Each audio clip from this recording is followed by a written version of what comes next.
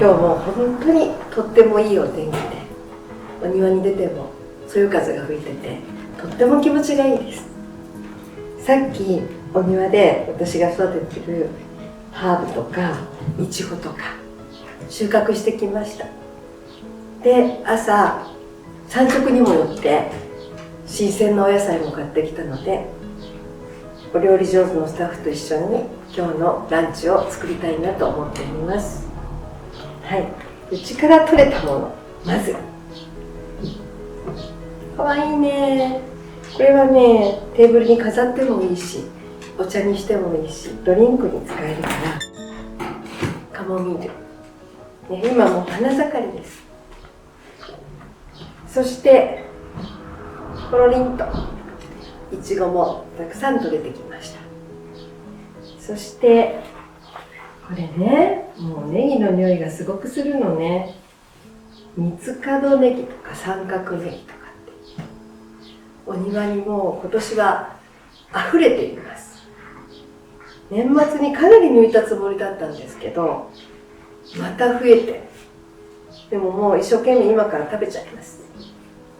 それともう最後になりましたけど、ボリジがね、可愛く咲いてくれてます。これも飾りにもいいですし、葉っぱを今日はスープにしたいと思います。あとケールもね、育ててるのよね。はい、これも何かに今日できたらと思います。それともちろんいつものローズゼラニウム、まあ今日は飾りかな。それとここにはお料理に使えるスペアミントを摘んできました。まだスペアミントはね、地上に出てて短いのね、まだね。だからちっちゃくカットして持ってきました。はい、じゃあ今から作ります。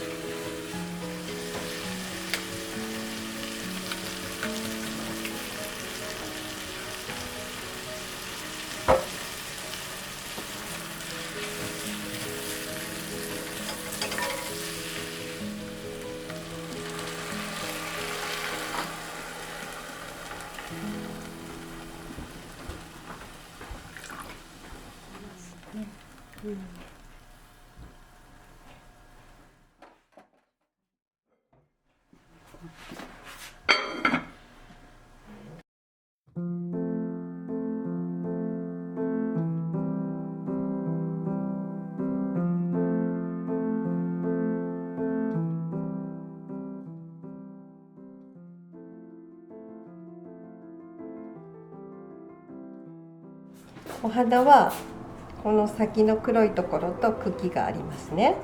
で、茎をつまんでこの黒いところをピュッてやったら取れるの。木を持ってこの上のところをピッて引っ張ったら分かれます。かわいい、こっちが。